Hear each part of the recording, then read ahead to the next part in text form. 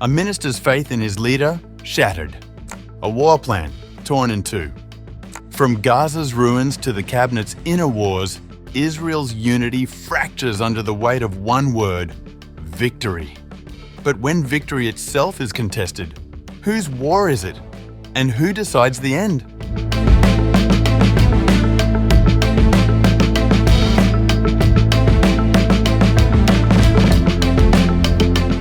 Israel's far-right Finance Minister Bezalel Smotrich delivered his most pointed criticism yet of Prime Minister Benjamin Netanyahu on Saturday, declaring he has lost faith in the PM's ability to achieve a decisive victory in Gaza. In a video message, Smotrich said he had worked intensively with Netanyahu in recent weeks to formulate a new plan for victory in Gaza, which intended to destroy Hamas's military and civil capabilities and force it to free the hostages. While it initially appeared that Netanyahu supported this plan, Smotrich said he made a U-turn. At first it seemed the Prime Minister supported this plan. He engaged with me in detail and agreed to move forward. But to my dismay and to the IDF's, he reversed course. The Prime Minister and the Cabinet succumbed to weakness, letting sentiment override judgment. They chose to repeat the same failed approach, a limited military push designed not for decisive victory, but merely to pressure Hamas into a partial hostage deal. A move that signals to Hamas that if they agree, we will halt operations, giving them time to regroup and rearm. Smotrich argued this approach fundamentally misunderstands how to conduct warfare. This is not how you punish an enemy, not how you bring hostages home, and not how you win a war. Whenever there is the prospect of a deal, the IDF will inevitably hold back, operating at half capacity. Worst of all, as long as Hamas knows it can buy time with a temporary truce, it will seize the opportunity, and each time the war will stall, our fighters' sacrifices will be undermined, and we will be sent back to start again. In a direct appeal to Netanyahu, Smotrich declared he doesn't stand with the PM's decision. For the first time since this war began, I cannot stand behind such a decision. My conscience does not allow it. I have stood with the government even when I believed its choices were wrong, out of a commitment to unity. But I now realize I have lost faith that the Prime Minister can, or even wants to, lead the IDF to a decisive victory. Smotrich outlined his alternative vision, calling for a clear, decisive victory and appealing to the PM. Mr. Prime Minister, it is not too late. Reconvene the Cabinet.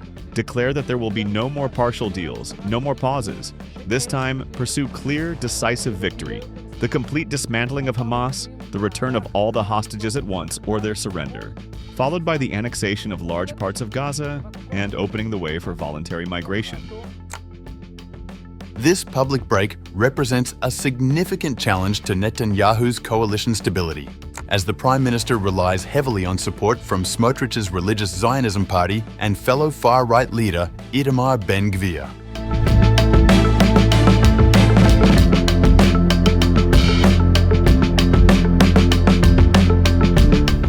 Behind closed doors, Netanyahu faced substantial opposition from his own security establishment regarding Thursday's approved Gaza City takeover plan. Channel 12 News reported that National Security Advisor Tzachi Hanegbi voiced strong objections during the Security Cabinet meeting, telling ministers, "I'm not prepared to give up on saving the hostages." Hanegbi's concerns centered on the fate of the remaining captives, with only 20 of the 50 hostages in Gaza believed to still be alive. I don't understand how someone who saw the videos of Evyatar David and Ram Brzlavsky, as well as all the others that were published before them, can say everything or nothing. The National Security Advisor warned that the proposed operation would mean giving up on the chance to immediately save 10 hostages, adding that controlling Gaza City will endanger the lives of the hostages. He expressed skepticism that Hamas would soften its negotiating position, stating, Hamas won't adhere to this diktat. IDF Chief of Staff, Lieutenant General Eyal Zamir, echoed these concerns with even stronger language. The hostages' lives will be in danger if we proceed with a plan to occupy Gaza. We have no way to guarantee that they won't be harmed in such a situation. If that is what you're aiming for, I suggest you drop the return of the hostages as one of the war's objectives. Mossad Chief David Barnea joined Hanegbi and Zamir in opposing the plan, while Defense Minister Israel Katz and Strategic Affairs Minister Ron Dermer supported the operation. The internal divisions became apparent when Smotrich responded to discussions about halting the offensive for a deal, saying, "If we're not going for a full occupation and are doing it just for a deal, then it's not worth it."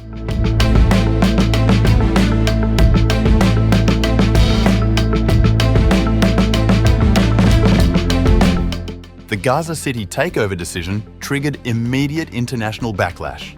According to the official Palestinian news agency Wafa, Palestinian Authority spokesman Nabil Abu Rodaina called the move an unprecedented challenge and provocation to the international will to achieve peace and stability.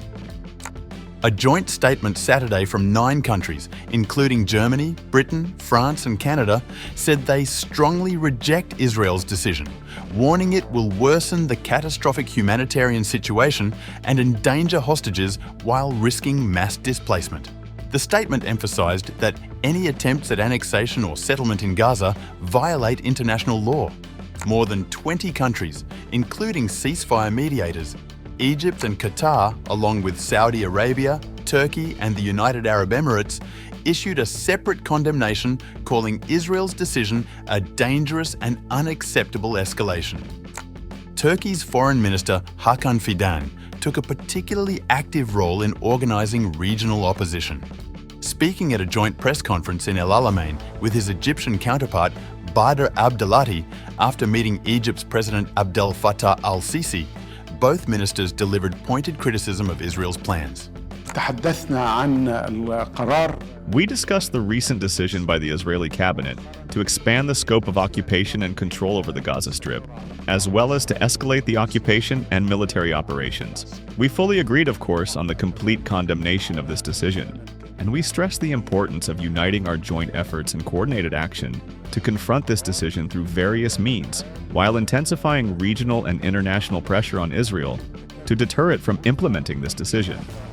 Turkish Foreign Minister Fidan called for unified Islamic world action against what he characterized as a new phase of Israeli policy. As you know, the Netanyahu government has taken a new step and announced its intention to completely occupy Gaza. We categorically reject this plan.